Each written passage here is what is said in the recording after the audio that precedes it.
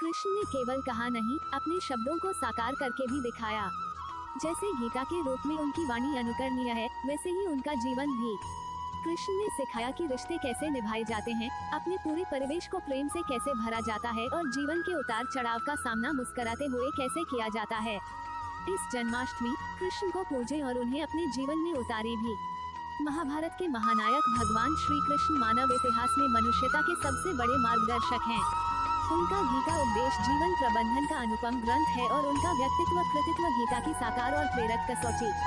यदि हम प्रयास करें तो उनके जीवन से सीख लेकर पूरी 360 डिग्री पर अपने जीवन को सफल, सार्थक और उन्हीं की भांति यशस्वी बना सकते हैं। संसार की रणभूमि में अपने जीवन की महाभारत में जय के लिए कृष्ण के जीवन सूत्र ही लक्ष्य सिद्धि के कारगर मंत्र हैं। सभी से प्रेम करने वाले भगवान श्री कृष्ण का जीवन प्रेम का पर्याय है। वे माँ, पिता, भाई बलराम, सखा अर्जुन और गोपियों सहित प्रकृति मात्र, यहाँ तक कि पशु पक्षियों से भी सदैव प्रेम करते हैं। कवि रसखान ने कृष्ण के प्रेम को अभिव्यक्त करते हुए लिखा है कि शेषनाग, गणेश जी, शिव, विष्णु और इंद्र जिनकी महिमा का निरंतर गान करते हुए जिन्हें अनादि, अनंत, अखंड, अछेद व अभेद्य बताते हैं, वे से नारद तक और शुकदेव से व्यास तक सारे ज्ञानी और साधक जिनके स्वरूप को जानने का प्रयत्न करते रहते हैं मगर जान नहीं पाते, ऐसे परम परमात्मा जब मानव रूप में श्री कृष्ण अवतार ग्रहण करते हैं तो ग्राम्य बालाएं महज एक दोना भर छाछ के बदले उनसे नाच नचवाती हैं और प्रेम के वशीभूत कृष्ण उनके समक्ष नाचने लगते हैं। श्री कृष्ण सिखाते हैं, निश्चल प्रेम हर क्षण को सुख से भर देता है और पशु पक्षियों सहित पूरे परिवेश को आनंदमय कर देता है। हर समय मुस्कुराने वाले श्री कृष्ण का समूचा जीवन संकट, संघर्ष और चुनौतियों की कथा है। उनका जन्म कंस के कारागार में हुआ। जैसे तैसे नवजात कृष्ण सुरक्षित गोकुल पहुंचाए गए मगर बड़े होने तक पूतना सहित अनेक राक्षसों ने उन पर घात लगाई। जरासंध के भय से उन्हें कुटुंब सहित मथुरा छोड़ द्वारका बसनी पड़ी। महाभारत का युद्ध हुआ जिसमें उनकी इकलौती बहन सुभद्रा के पुत्र अभिमन्यु की निर्मम हत्या हो गई।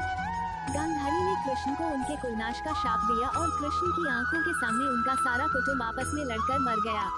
मतलब आदि से अंत तक बहुत कुछ अप्रिय व कष्टदायक घटा। बावजूद इसके कृष्ण की आंखों से कभी आंसू न निकले। हर प्रतिकूल परिस्थिति में कृष्ण सदैव मुस्कुराते ही रहे।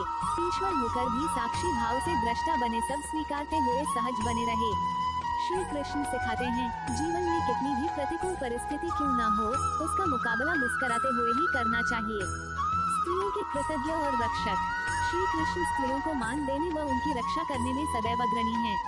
भागवत पुराण के रासपंचाध्याय में निर्मल प्रेम के लिए वे गोपियों के प्रति कृतज्ञता ज्ञापित करते हैं तो जन्मदात्री माँ देवकी के साथ ही पालन करने वाली यशोदा की कृपा को पल पल सादर बखानते हैं। वे भीम को प्रेरित कर स्त्रियों को बंदी बनाए रखने वाले जरासंध का वध कराकर बंदी स्त्रियों को मुक्त कराते हैं। सखी द्रौपदी के मान की रक्षा के लिए चीर बढ़ाने का चमत्कार करते हैं तो अपने भांजे अभिमन्यु की मृत्यु के बाद उसकी विधवा उत्तरा का दुख दूर करने के लिए उसके मृतजन्य पुत्र परीक्षित को पुनर्जीवित कर देते हैं। गुरु सांदीपनि की पत्नी की आज्ञा पर खोए हुए गुरुपुत्र को वापस लाकर गुरु दक्षिणा अर्पित करते हैं और क्रोधित गांधारी के कुलनाश संबंधी शाप को भी सिर झुकाकर स्वीकार लेते हैं। इसलिए कि कृष्ण स्त्री की महिमा को जानते और मानते हैं। श्री कृष्ण सिखाते हैं, जिस समाज में स्त्री का सम्मान और उसकी रक्षा होती है वही मंगलमय उन्नति कर पाता है। अच्छे और सच्चे मित्र दीनबंधु दीनानाथ श्री कृष्ण यूं तो सबके मित्र हैं लेकिन उनके जीवन में 3 मित्र अर्जुन, उद्धव व सुदामा की मैत्री जगह प्रसिद्ध है। सुदामा गुरुकुल का मित्र है, उद्धव तरुणाई के और अर्जुन द्रौपदी स्वयंवर की पहली मुलाकात के बाद अंतिम सांस तक का। भागवत की कथाएं साक्षी हैं कि गुरुकुल में सुदामा के छी भर अन्न को कृष्ण ने किस तरह कृतज्ञता पूर्वक याद रखा और द्वारकाधीश बनने के बाद सुदामा को धन धान्य देकर किस प्रकार मैत्री का ऋण चुकाया। ज्ञान के अहंकार में डूबे उद्धव को प्रेम का पाठ पढ़ाने गोपियों के पास भेजा। अर्जुन से अपने अनन्य प्रेम में कृष्ण इंद्र से भिड़ गए और खांडवन को जलने दिया। पहले शांतिदूत बनकर कौरव सभा में गए, फिर ईश्वर होकर भी महायुद्ध में मित्र के सारथी, संरक्षक व मार्गदर्शक बने। मित्र कर्मपथ से विचलित हुआ तो गीता का उपदेश दिया और युद्ध में विजय के बाद मित्र कहीं अहंकारी न हो जाए, इसलिए युद्ध के बाद अनुगीता सुनाई। श्री कृष्ण सिखाते हैं, संकट में मित्र की सहायता करो, भ्रम में मार्गदर्शन और आवश्यकता पर सहयोग। ये सब स्वार्थ हो और कर्ता भाव से रहित हो तभी सच्ची मित्रता है। सफलता के लिए 5 मंत्र। प्रमाणों के अनुसार कृष्ण इस धरती पर 125 वर्ष रहे। इतनी दीर्घायु में उन्होंने विनम्रता से सिद्धि, कठोर परिश्रम, समयानुकूल नीति, सज्जनों का उत्थान और दुष्टों को दंड, ये 5 मूल मंत्र अपने व्यक्तित्व व कृतित्व के जरिए दिए। विनम्रता व सेवाभाव से गुरु सांदीपनि को प्रसन्न कर मात्र 64 दिनों में उन्होंने शिक्षा पाई और विनम्रता से ही जग को जीता। कठोर श्रम से उन्होंने द्वारका बसाई। कृष्ण सा नीतिज्ञ मनुष्यता के इतिहास में दुर्लभ है।